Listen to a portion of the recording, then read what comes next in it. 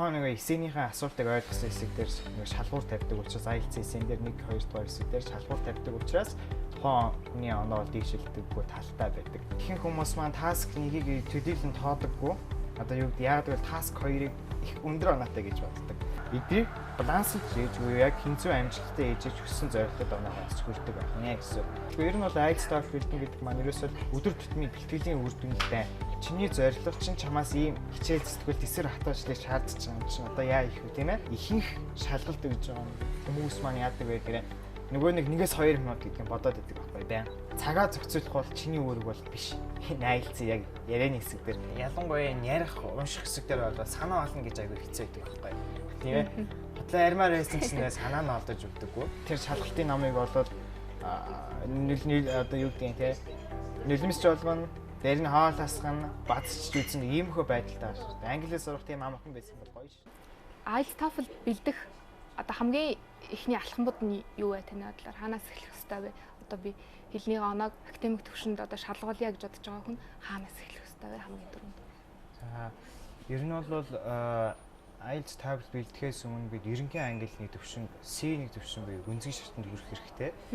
Нэгэн тэгэхэд англи хэлээр сурахаар шийдсэн бол нэгэн л IELTS IBT TOEFL бэлтгэхээр зориг шулуудсан бол нэгэн тэтгэлгээр сурахаар шийдсэн бол бид эхлээд ерөнхий англи хэлний мэдлэгийг системтэй хөгжүүлэх хэрэгтэй. За хэрвээ жишээлбэл бидний төвшин одоо дунд шаттай байлаа гэж бодоход за дундын өнөх байлаа шаттай ч юм уу B1 байх юм бол бидэнд ойролцоогоор стандарт цагаар 2 сар хэрэгтэй нэг төвшин авахад. Тэгээд их зөв материалаасаа бэлдэж явах хэрэгтэй. За үүний дараагаар IELTS TOEFL-д бэлтгэхээр зориг шалгуулсан бол хамгийн нэгдүгээр алхам дээр тестийн бүтцийг аягүй сайн мэдэх хэрэгтэй. Хэдэн цаг яаж өргөлжилдэв. Тэгээд онооны хэмжээсүүдийг мэдэх их мэдчихлээ. За хоёрдугаар хамгийн эхлээд энэ тестээ нэлээд сайн нарийн судалжаад хоёрдугаар алхам нь өөрөө юу вэ гэхээр IELTS TOEFL-ийн одоо шалгалтыг өгөх хэрэгтэй. Одоо нэг үгдэмдээ одоо хэрвээ би IELTS TOEFL-ийг одоо өгвөл хэдэн оноо яаж авахар байна гэдгийг нэг үзчих хэрэгтэй. Mock тест одоо нөгөө жишг шалгалтыг нэг өгөөд үзчих хэрэгтэй. За 3 дугаар алхам маань яг зүгээр чиний сонгосон сургуульчин тухайн сонгосон сургуульчин IELTS TOEFL-ийг хэдэн оноо шаардж байна тийм ээ. Чамд нэгсэндээ зүгээр дундаж оноо хэрэгтэй байна уу? Эсвэл хэсэг тус бүр дээр ч одоо оноогийн заагаад өгсөн байгаа тийм ээ. За жишээлбэл одоо Oxford юм уу Cambridge apply хийлээ гэж бодоход мастер бакалаврын төвшөнд хийлээ гэж бодоход 7.5 оноо хэрэгтэй. Тус бүр дээр хэсэг тус бүрийнх нь оноо 7 оноо байх хэрэгтэй. Дунджаар бол 7.5 байх хэрэгтэй ч гэдэг юм уу тийм ээ. Гэтэл ихэнх IELTS TOEFL бэлдэж байгаа хүмүүс маань яадаг вэ гэхээр нөгөө сонгосон сургуулийнхаа нөгөө босхийг нь бол мэдэхгүй. Тэгээд шууд одоо бэлдэж эхэлдэг. Тэрнээс өмнө хамгийн түрүүлээд жишээлбэл надад IELTS дээр дунджаар 6.5 оноо хэрэгтэй байна уу гэх. Эсвэл хэсэг тус бүр дээр одоо нөгөө доотлын оноо 6.5 оноо хэрэгтэй байна уу гэдэг. Эвсэргээрээ ярих болон бичих хэсэг дээр заавалчгүй нөгөө фидбек одоо буюу нөгөө багшийн зөвлөгөө заавар зөвлөмж хэрэгтэй. Яг нь олон оюутнууд за жишээлбэл Алекс багшаа би одоо ингээд IELTS-ийн шалгалтыг 6-7 удаа өгсөн. Тэгсэн чинь миний оноо ахтаггүй байдаг энэ төр тий. Уул нь бол тухайн хүн маань үндсэндээ бол их сайн бичдэг. Тэгээд ер нь бол боломж юм. Гэтэл яагаад вэ гэхээр тухайн нөгөө нэг эсэнийхээ асуултанд яг оновчтой хариулаагаа тохиолдод тийм ээ. Хичнээн дөрвөн хэсгийн алдаагүй бичлээ.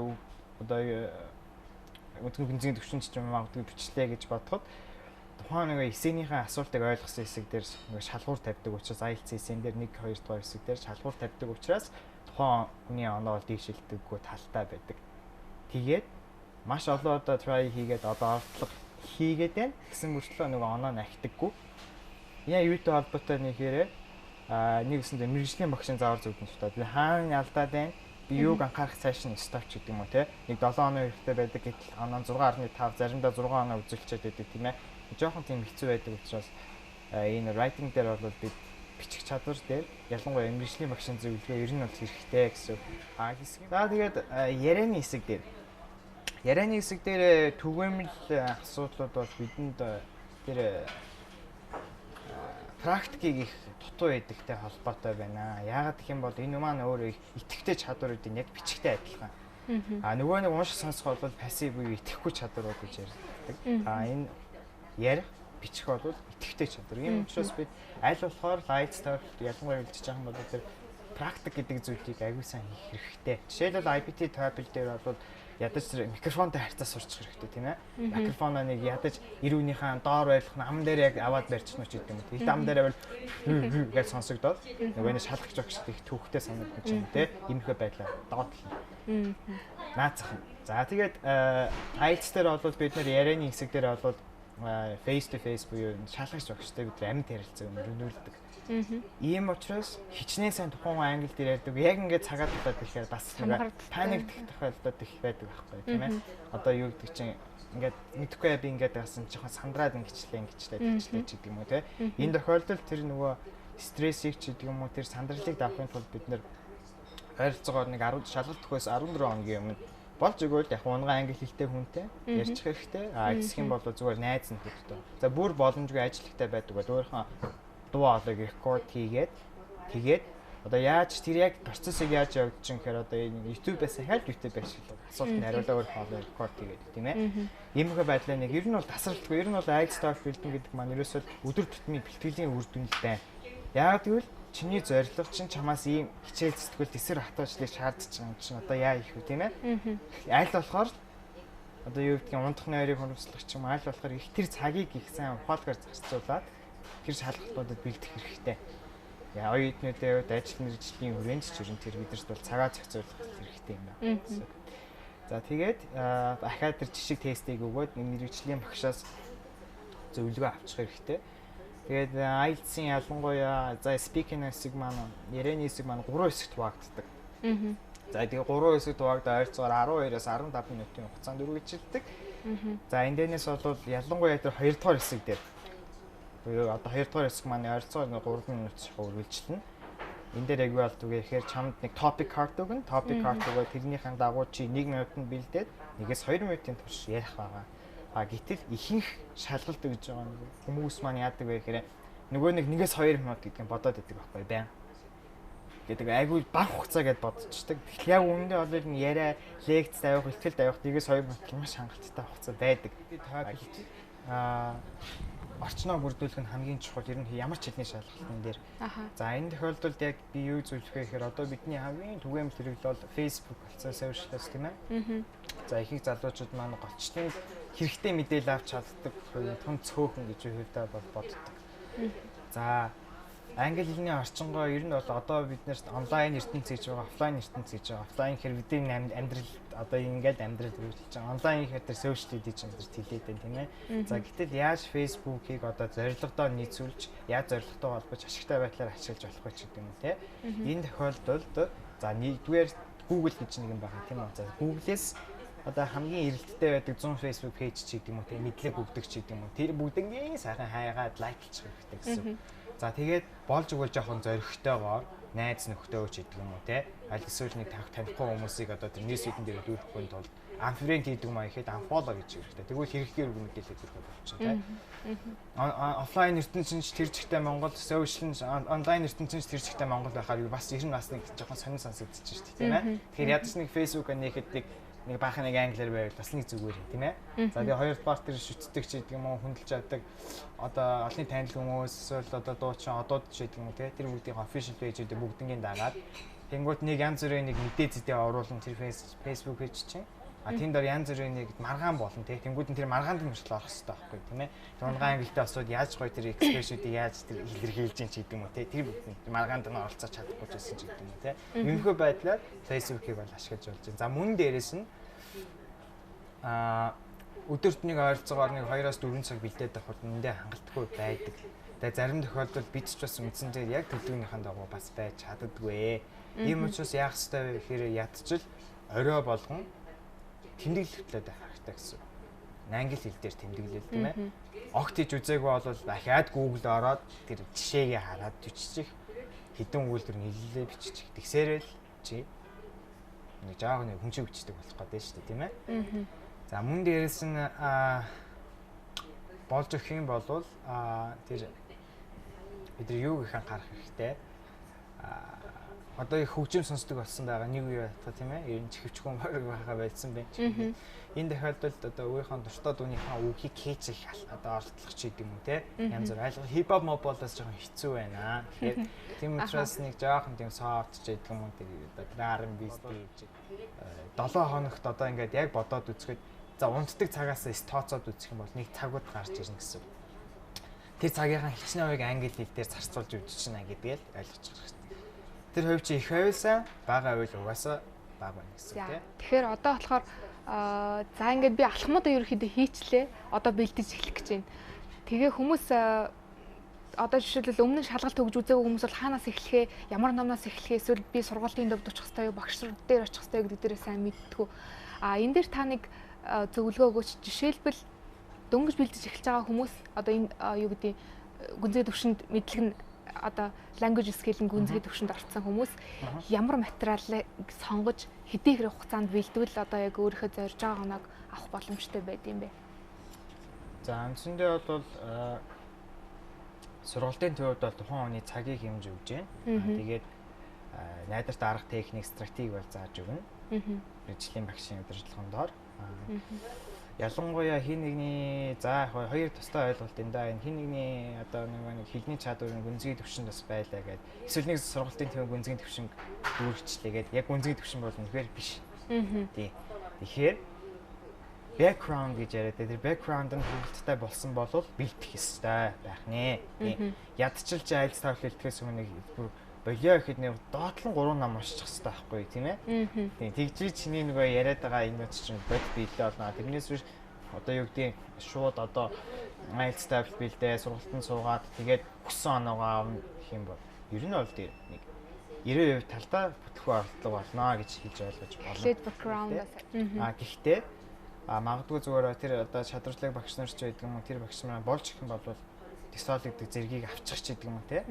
Тэг шиг авчих хэрэгтэй байх юм. За тэгээ шалгалтын болон бэлдэж байгаа хүмүүс бол яг яаж юм гэхээр тэр албан ёсны одоо сургалтын төв бас сонгож болно. IELTS гэвэл өөрсдөө одоо бэлдэж бас болно. Сургалтын материалын тухайд ямар сургалтын материалын тухайд яах вэ гэхээр ер нь бол IPT tablet хичээл дээр official guide гэдэг байна IPT tablet тийм ээ.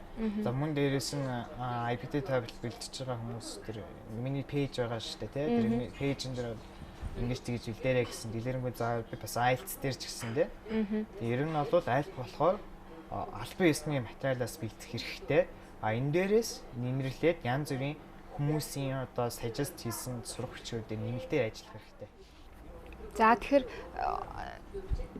алхмаа хийчлээ, бэлтгэлээ хийлээ, оноогоо авчлаа тийм үү? Одоо оноотой авчлаа. За одоо тэгэхээр тэтгэлэг дараагийн үе шат бол тэтгэлэг хайх, тэгээ сургуулаа олох ч юм уу энэ үе шат.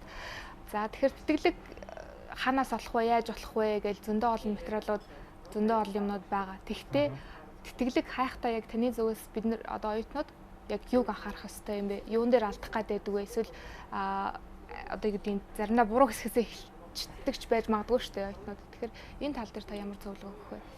За тэтгэлгийн хувьд бол үндсэндээ бид эхлээд тэр нэг тэтгэлэг олддог юм шүү гэсэн нэг тийм нэг сигналыг тархиндаа тэр нэг аппликейшн инсталл хийчих хэрэгтэй байхгүй тархиндаа.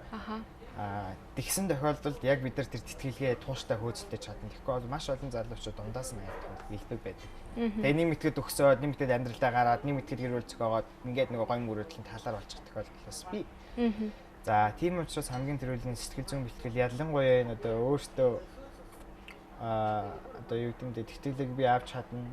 Тэтгэлэг олддог тийм ээ. Гэсэн тийм юм суулгах хэрэгтэй. За мөн дээрээс нь тэтгэлэг хайж байгаа тохиолдолд яах ёстой вэ гэхээр ямар одоо тэтгэлэгчин дотроо бас одоо санхүүгийн тусламж үзүүлсэн тэтгэлэг эсвэл одоо тэр нийгмийн итгэвч үнэлж өгж байгаа тэтгэлэг спортонд ч амжилт гарсан тэтгэлэг тусдаа бий. Тэгээ хэрвээ чи жоохон сургалтандаа муу ч юм уу нийгмийн итгэвтэй байх юм бол тэр тэтгэлгийг олох нь зүйтэй, өөр төгсөн тэтгэлгийг олох нь зүйтэй. Хэрвээ чи спортонд онц одоо гойд амжилт үзүүлсэн бол энэ спортын талаар олгогдсон тэтгэлэг хөтөлбөрийг сонгосон зүйтэй. Ингэж чийж яг гоо зүгээр чиний сонирхлыг чинь дэмжиж өгч байгаа өөрөө ч тэгээд туртаа зүйлийг явж байгаа учраас шантрах тохиолдол нь бага байдаг. За Үүний дараагаар тэтгэлэгт хөтөлбөрийг бол яаж хайдаг вэ, яаж олдог вэ ч гэдэг юм уу те. Энэ тохиолдолд ярьсан дээр дурдсан хэдэн сайтууд байна. Тэр сайтууд одоо мэйлийг бүртгүүлээд ч юм уу те. За энэ тохиолдолд юуны төрөн дээр тэтгэлэг ярихаас өмнө одоо нөгөө чиний хэлний мэдлэгээс чинь хамаарч тэтгэлгийн чинь боломж агшид хэлж яадаг ч гэдэг юм уу те. Чиний хэлний мэдлэг хэр сайн байна, тэр хэмжээгээр гоё тэтгэлэг төлөвлөрөөд олдон гэдгийг сайн ойлгох хэрэгтэй. Тэгэхгүй бол одоо юу гэдэг мэдээлэл их тутам гэсэн үднээс өөр таарсан гоё тэтгэлгийг олохгүй байх тохиолдол зөндөө байна. Хайх тохиолдлын хувьд бол одоо доор одоо ярьсан дээр дурдсан сайтууд руу ороход тэгээд өөрийнхөө мэйл хаягийг бүртгүүлээд ч юм уу тийм ээ. Эсвэл за бүр болоо гэхэд scholarship одоо зарлагддаг тийм Facebook пэйжүүд байгаа тийм ээ. Одоо цагт Facebook-ийг баян хэрэглээ болгоцсон. Ядаж тэрэн дээр ингээд лайк дараад мэдээллийг авч явах хэрэгтэй. Гэж ярьжсэн. Тэгэхээр одоо их сургуулиудад оноо бол нэг л хэмжээр нөрдөө тий. Тэгээд нэг ерөнхий одоо дүн голч дүн гэдэг ч юм уу нийгмийн идэх тий. Тэгээ эсэ гэдэг юм аягүй чухал шаардлагатай. Тэгэхээр шилдэг ихтэй сургуулиудын одоо ингээд одоо юу гэдэг шалгуурыг харж ахт тэр нийгмийн оролцоо гэдэг зүйлийг яаж тавьж гэн ер нь яг ямар оюутнуудыг хүсдэг юм бэ тийм одоо шилдэг сургуулиудын хувьд бол хүсэмж оюутны юу бэ? Ямар шалгуур онооноос гадна штэ. Одоо жишээлбэл тэр нийгмийн идэх оролцоо ч юм уу эсвэл эсэндээ өөрийгөө илэрхийлж байгаа байдлыг хардаг юм уу? Тэг юуг нь голчилж юу хараад байна. Зөв асуулт байна. За яг өөрийнхөө хэлдгээр тэтгэлэгт хөтөлбөр чиний авсан оноо бол оноо авна гэдэг маань ерөөсөө тэр байшингийнхаа хундамыг л авчиж чинь гэсэн үг тийм ээ. Тэгээ байшингийн хундам бидэрсэн байраа тэгээд цаана зөндөө олон операшн байгаа тийм үйл явц тийм. Тэгээд тэндээ нөөжрөө дамжуулах юм байгуулсан ч юм уу дараагийн шалгуураар тэмжиж бас болдог. За тэр хэлний оноо гэдэг маань ердөөсөө нэг яг аппликейшн apply хийхэд бол нэг ерөөсөө одоо нэг 100-ны нэг 30%-ийг л эзэлж байна тийм ээ. 130% эзэлж байна. Бусад одоо 2 нь одоо өөрөөдөө хэлдгээр нийгмийн идэх сургуулийн голч дүн тодорхойлох цагт гэх мэт хүчин зүйлсээс шалтгаалдаг. Хамгийн гол хүчин зүйл бол эсэ. Чи яагаад энэ сургуульд орохыг хүсээд байж гэдэг юм уу те. За хоёрдугаарт нь бол нийгмийн үйл ажиллагаа гэж. Энэ маань нэлийн их хувийг эзэлж энэ эдгээрийг харгалзаж чиний чамд тэтгэлэг төлбөрөөр олгогддог байх нэ гэсэн. За үндсэндээ болвол залуучдын хувьд маань IELTS TOEFL-ийн оноо гэд хит одоо нэг нийгмийн итгэгч гэдэг юм уу янз бүрийн юм архидуулаад ингээд тутам мэдээлэлтэй учраас гэтэл нэгэн ч IELTS TOEFL-дэд хэлсэн бол их сургууль сурж ивэл харин чи эрдэм шинжилгээний ажилд оролцоод тэр нийгмийн итгэхээ бүлгэртэй сайн дурын ажилд оролцож 10 жил бол олимпиадад ор тий хүрээлж чамайг хэлээгүй тий алтан медаль мөнгө хүрэл ав гэж агт хэлээгүй болон чиний нийгмийн итгэгч аяг хэрэгтэй байх гэсэн. За одоо юу гэмдэ хүн болгон гоё сургуульд ч гэдэг юм уу дэлхийн шилдэг дээд сургуульд гарахыг мөрөөддөг.